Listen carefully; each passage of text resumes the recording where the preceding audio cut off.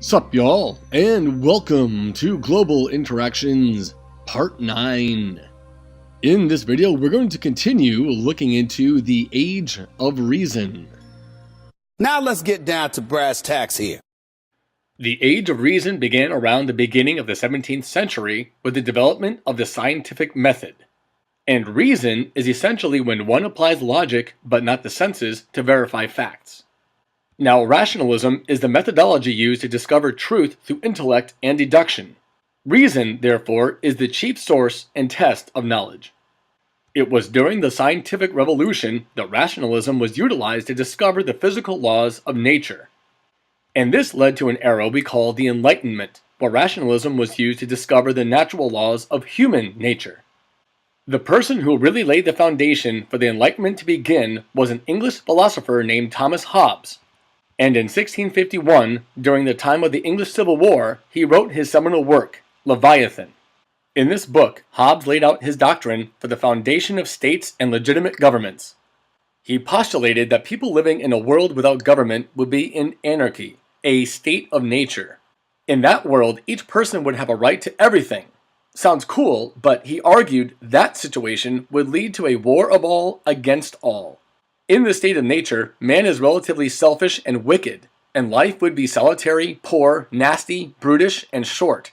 In other words, not too cool. People would be without security and would fear death. So, in order to avoid this situation, people consent to an unwritten social contract with an absolute ruler to maintain stability and protection. According to Hobbes, this was the only way to establish a civil society. Even if the monarch was incompetent, corrupt, or tyrannical, it was still better than the alternative. People would retain only the right to life, because obviously, if you are dead, you have no rights. Fast forward a few decades, and in 1688, the Glorious Revolution occurred, where a group of English parliamentarians assisted in a Dutch invasion to overthrow their king, James II. But was this legitimate? Enter John Locke, who between 1689 and 1690 wrote the two treatises of government. Locke agreed with Hobbes that a social contract does indeed exist. However, under this social contract, people possess natural laws, including not only the right to life, but also the rights to liberty and property, and rulers must preserve these rights. If these natural laws are broken, in other words, if the ruler is abusive or despotic, people have the right to unseat their ruler because governments receive their sovereignty from the people. Additionally, he put forth the idea of tabula rasa, meaning that at birth we are all equal and our minds are like a blank slate. According to Locke, we are all shaped by our sensory experiences and the environment around us. So recognizing distance decay, ideas originating in England would diffuse more easily there than in areas further away. Furthermore, since France was arguably the most absolutist and least representative of all governments in Europe, it is logical that the people there would emphasize the moral worth of individuals. And one of the first individuals we'll investigate was Baron de Montesquieu, who was a philosophe or lover of wisdom. Philosophes applied science and reason to improve society. In the Spirit of the Laws, written in 1748, he utilized an empirical approach, meaning he tested his hypotheses by observing the natural world. Montesquieu analyzed world governments and determined that democracy was best for small city-states, and that a monarchy was best for large multinational states. According to Montesquieu, Britain was the best system because power was divided equally among three branches: the executive, legislative, and judicial. He emphasized the need for a system of checks and balances to establish a nearly perfect government. Another great philosophe of the era was Denis Diderot, who edited the encyclopedia in the mid-1700s, spanning 28 volumes. Many philosophers and experts in numerous fields contributed articles that were divided into three sections: history, philosophy, and poetry and art. Not only did this encyclopedia contain a great deal of the knowledge of that time, but it also contained articles that criticized the government, the church, taxes, the slave trade, and so on. They emphasized that society should benefit everyone, and not just the privileged few. Now, several monarchies and the church attempted to suppress many of these ideas, but Enlightenment thought still diffused, through the power of the printed word, but also because of salons. Now, this may be what comes to mind when you hear the word salon, but in fact, they were secret meetings held by the intellectual elite throughout France and the rest of Europe during the Enlightenment. They were secret because to criticize the government in the open was extremely dangerous. Well-connected people in society, including women, organized these social gatherings, inviting thinkers, writers, politicians, and so forth. These salons served as cultural hubs, disseminating the ideas of the Enlightenment throughout society. One of the true giants of the Enlightenment was François-Marie Arouet, who went by the pseudonym Voltaire. He produced thousands of literary works, writing against intolerance, injustice, and ignorance, and writing in favor of the freedoms of religion and expression, as well as the separation of church and state. Voltaire's criticisms led him to imprisonment in the Bastille, a famous fortress and prison, on more than one occasion, and he was even once exiled to Britain.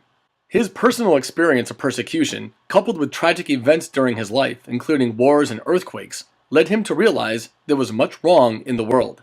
And he arguably delivered the greatest quote regarding the freedom of speech when he stated, "I may disapprove of what you say, but I will defend to the death your right to say it." Around the mid-1700s was Jean-Jacques Rousseau, whose political philosophy represented an evolution in Enlightenment thought. Now, as you should recall, Thomas Hobbes was one of the first to discuss man in the state of nature, which he contended was warlike and anarchistic. People established an unwritten social contract with an absolute ruler to create order and protect their lives. So, as far as representation, there was none, and the purpose of government was to protect the people from themselves. Fast forward to John Locke, and he contended that people in the state of nature were neither good nor bad, and that the social contract protected their natural rights of life, liberty, and property. Although he contended that representation established laws that protected people, monarchies were still preferable. So in 1762, Rousseau wrote arguably his most influential work entitled The Social Contract. Just look at how we've come full circle. The circle is now complete. Now, Rousseau stated that people in the state of nature were honest, free, and equal. It was civilization that corrupted people. He said that all men are born free, but everywhere they are in chains. He contended that the legitimate government must pass laws that unite the people under the general will, or the will of the people as a whole. And this could only be achieved under popular sovereignty, where the people directly decide the leaders in a representative democracy. So Rousseau differed from most other Enlightenment thinkers who were in favor of enlightened despots, or monarchs who protected the natural rights of their subjects. Now in 1740, Frederick William II inherited the Kingdom of Prussia, one of the least enlightened lands at that time, with a strong nobility that headed the army and strictly enforced serfdom. Now, Frederick II was a friend of Voltaire, and he had many interests, including music, drama, and philosophy. In fact, he considered himself to be the first servant of the state. And of course, this was a far cry from the absolutist mentality of the divine right. During his reign, he improved his society by reforming laws, expanding their infrastructure and agriculture through roads and canals. He also improved their schools and promoted some religious toleration. He increased the power and size of Prussia through warfare, and mostly against Austria. As a consequence of working with the Junkers to modernize the army, he did not end serfdom. Regardless, as a result of his many accomplishments, he has been referred to as Frederick the Great. The same year that Frederick the Great inherited his throne, Maria Theresa inherited the Kingdom of Austria. Now, since she was female, the other European leaders presumed her to be weak, and from 1740 to 1748, the War of Austrian Succession occurred, since the war was waged by Maria Theresa's succession to the throne. She proved to be somewhat of an enlightened leader by improving schools and the welfare of the serfs.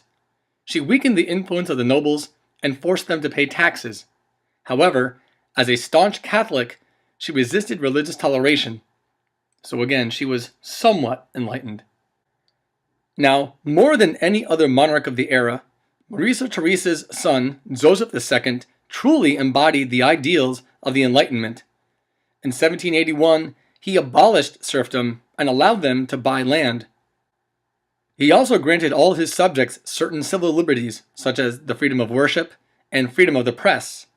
He promoted equality before the law for all classes and equality of taxation. He was a patron of the arts and was known as the musical monarch. He ruled during the time of the great Wolfgang Amadeus Mozart, as you can see here in this image. However, Many nobles rose in revolt, and this led to the destabilization of his empire. After he died in 1790, his successors eventually rescinded most of his reforms. Now let's move our attention to Russia. Now, Tsar Peter I, later known as Peter the Great, began his rule over Russia in 1682 at the age of 10 years old. Now, Russia lagged far behind the great powers of Europe in terms of urbanization and technology, and Russia's lands were still entrenched in serfdom. So, in 1697, when Peter came of age, he led a grand embassy of around 250 Russians from Muscovy, which was a region of Russia that Peter the Great ruled from his capital of Moscow. The goal was to learn Western ways of culture, education, economy, industry, and military. Now, Peter hid his identity the best that he could. That's easier said than done for a man standing 6'7". And he studied cities and governments, worked for a while as a shipbuilder, and enlisted many people to return with him to Muscovy to modernize Russia. Upon returning, he immediately began to transform his country, adopting the Western calendar, founding schools, introducing technologies like printing, and even enforcing the nobles to cut their beards and wear Western clothing. Peter turned the government into more of a service state, in which all the nobles in the military or the bureaucracy had to work their way up the ladder of power. In this way, promotion was based on performance rather than hereditary title, much like the Ming had done in China. This map gives us a good view of the Russian Empire, as you see here on the eastern side, all shown in red, and some of the lands that were eventually conquered by Peter the Great. Now, one of his most lasting accomplishments was the construction of St. Petersburg, acting as a major seaport near the Baltic Sea and connecting Russia with the cities of Europe. Peter called this his window on the West.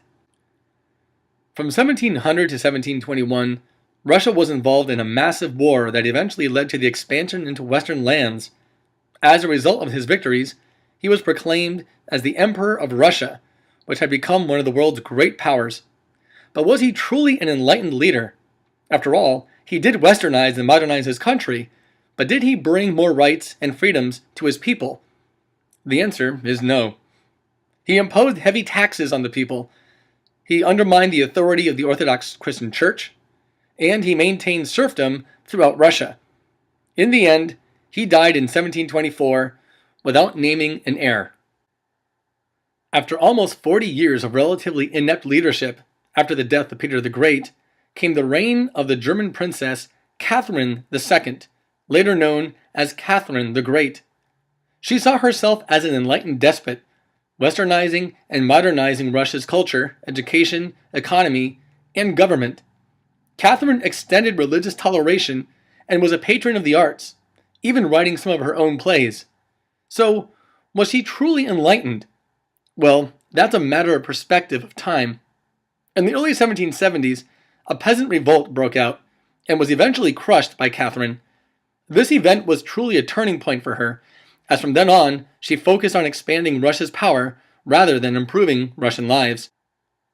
Catherine expanded Russia's land through warfare, expanding to the Black Sea.